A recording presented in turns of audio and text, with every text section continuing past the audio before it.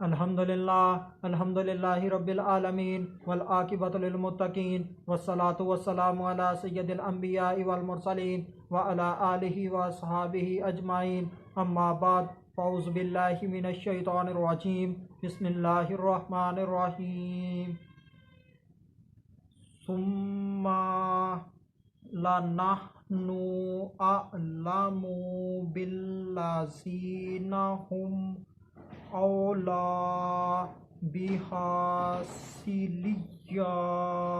صدق اللہ العظیم۔ ان اللہ وملائکتہ یصلون علی النبی یا ایہا الذین آمنوا صلوا علیہ وسلموا تسلیما۔ اللہم صلی علی سیدنا و مولانا محمد وبارک وسلم وصلوا علیہ۔ الصلاۃ والسلام علیک یا سیدی یا رسول اللہ، الصلاۃ والسلام علیک یا سیدی یا حبیب اللہ، الصلاۃ والسلام علیک یا سیدی یا محمد الرسول اللہ صلی اللہ علیہ وآلہ وسلم۔ اللہ تبارک و تعالیٰ کی حمد و ثنا اور اس کے پیارے حبیب حضرت محمد صلی اللہ علیہ وآلہ وسلم کی ذات اقدس پر درود و اسلام کا نذرانہ پیش کرنے کے بعد میں سچے دل سے دعا گو ہوں کہ اللہ عز و جل میرے حاضرین ناظرین سامعین کے مال جان عزت آبرو میں برکتیں عطا فرمائے، اور دعا گو ہوں کہ اللہ عز و جل مجھے حق سچ ٹھیک ٹھیک بیان کرنے کی توفیق عطا فرمائے۔ اگر اس میں کوئی غلطی کوتاہی ہو تو اللہ عز و جل اپنے شان کریمی کے صدقے سے مجھ بندہ ناچیز کو معافی عطا فرمائے۔ دعائیہ کلمات کے بعد آج کا جو میرا عنوان ہے وہ ہے آگ میں جلنے کا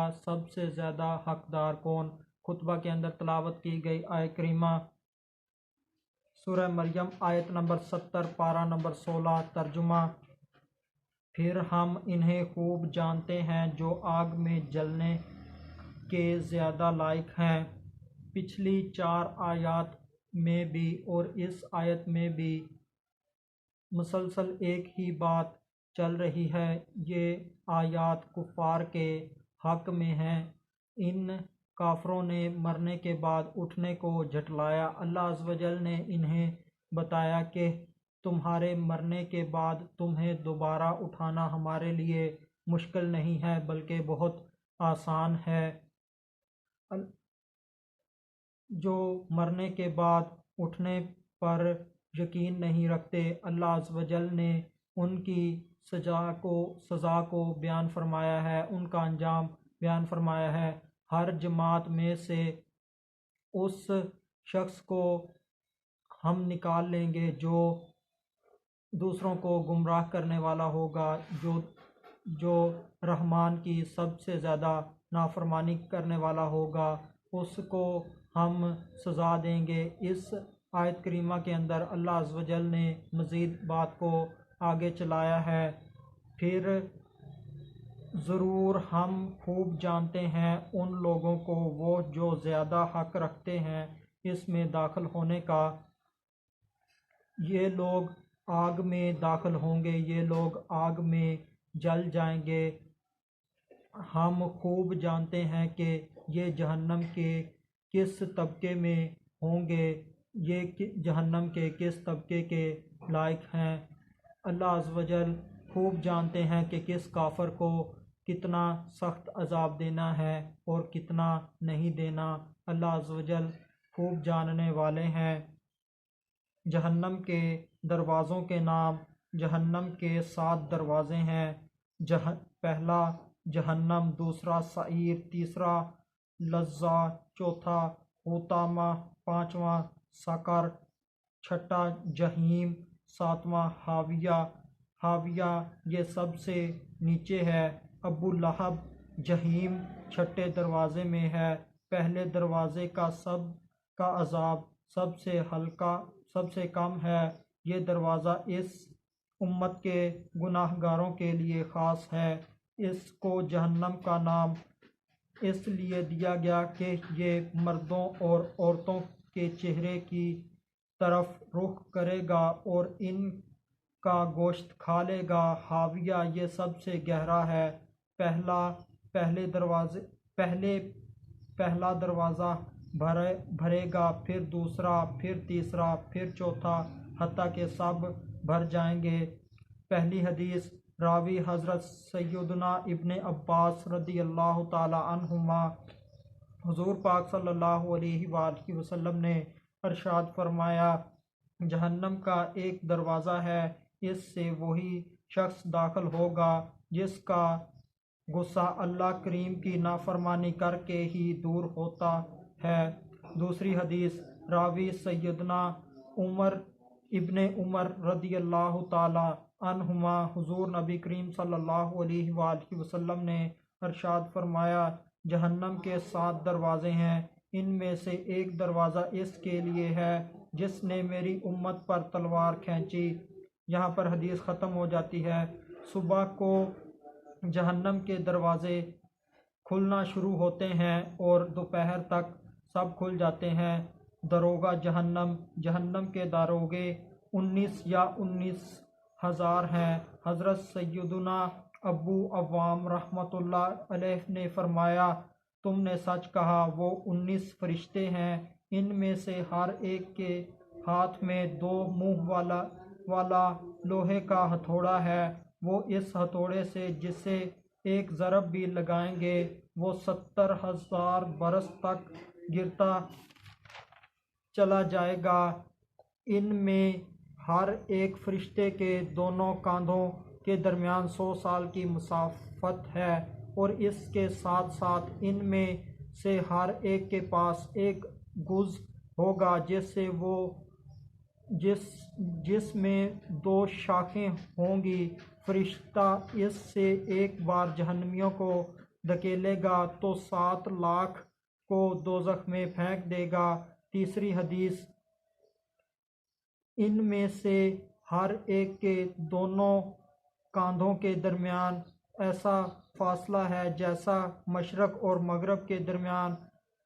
حضرت سیدنا طاؤس رحمۃ اللہ تعالی علیہ فرماتے ہیں، اللہ عز و جل نے ایک فرشتہ پیدا فرمایا ہے اور جہنمیوں کی تعداد اس کی انگلیاں بنائی ہیں۔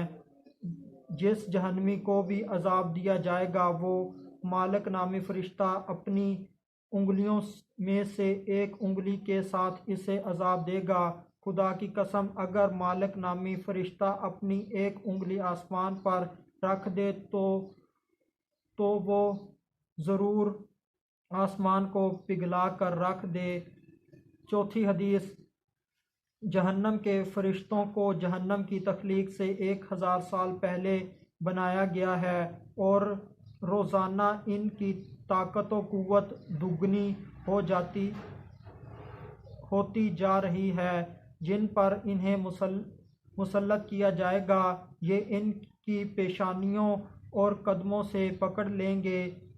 حضرت ابو عمران جونی رحمۃ اللہ تعالی علیہ فرماتے ہیں، فرشتوں کے دلوں میں رحم نامی کوئی شے نہیں، انہیں صرف عذاب دینے کے لیے پیدا کیا گیا ہے۔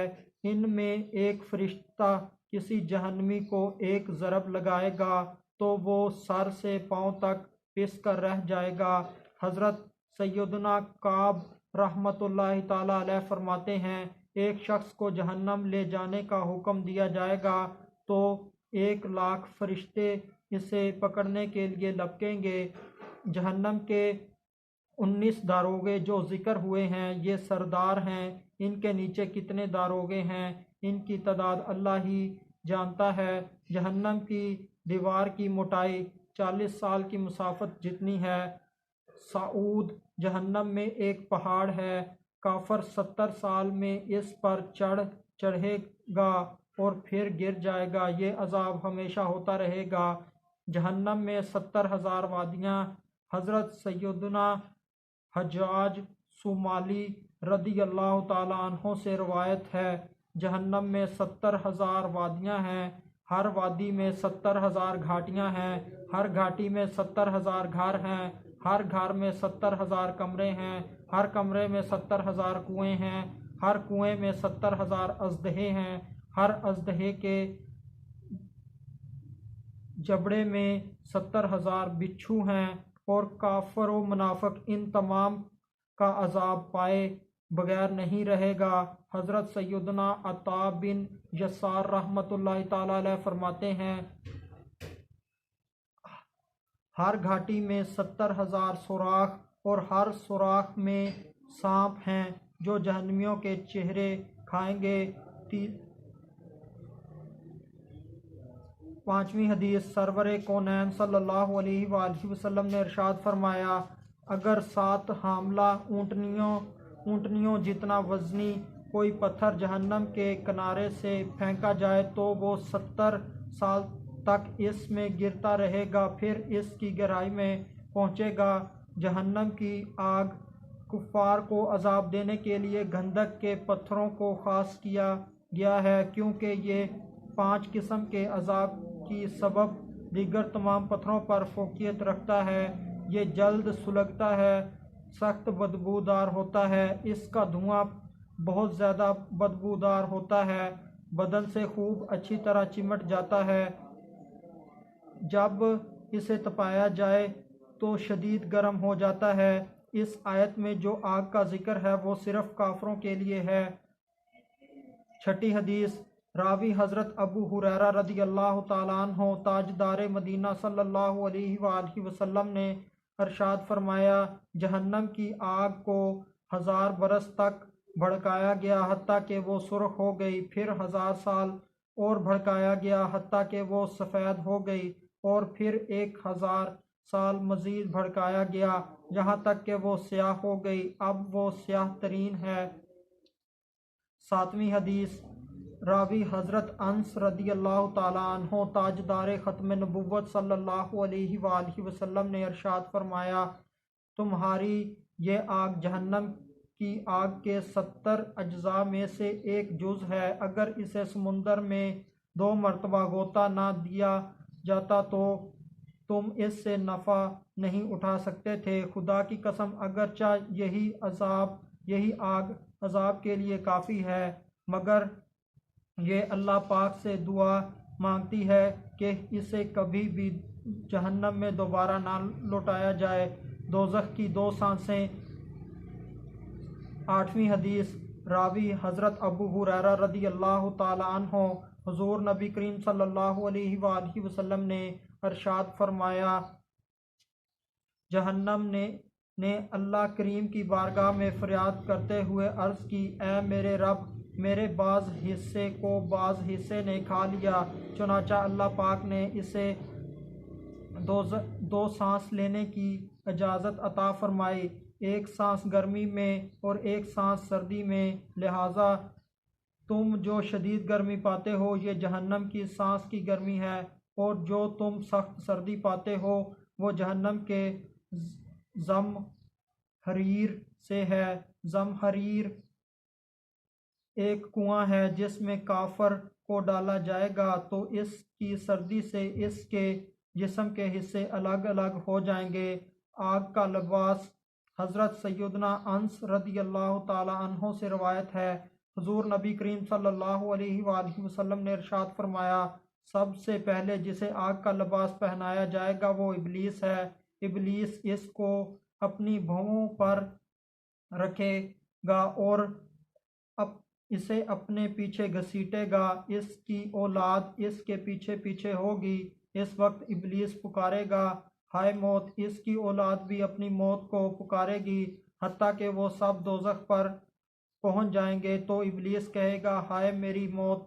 اس کی اولاد بھی کہے گی، ہائے ہماری موت! اس وقت ان سے کہا جائے گا، آج ایک موت نہ مانگو اور بہت سی موتیں مانگو۔ حضرت سیدنا ابن عباس رضی اللہ تعالیٰ عنہ سے مروی ہے، فرمایا، جہنم کی زنجیر جہنمی کی سرین میں ڈالی جائے گی، پھر منہ سے نکل آئے گی، پھر اس کو زنجیر میں یوں پرویا جائے گا جیسے ٹڈیوں کو لکڑی میں پرویا جاتا ہے، پھر اس جہنمی کو بھونا جائے گا۔ او کافرو، یہ تمہارا قیامت کے دن حال ہے، اگر تم باز نہ آئے تو یہ تمہارا انجام ہوگا۔ یہ جتنے بھی دوزخ کی سختیاں بیان کی گئی ہیں یہ سب کی سب کافروں کے لیے ہیں۔ آخر میں اللہ عز و جل سے دعا ہے کہ اللہ عز و جل ان کافروں کو ہدایت عطا فرمائے، اور اللہ عز و جل ہمارے سینوں کے اندر بھی اپنا خوف پیدا کرے تاکہ ہم بھی گناہوں سے باز آ جائیں۔ فَمَا عَلَيْنَا إِلَّا الْبَلَاغُ الْمُبِينُ۔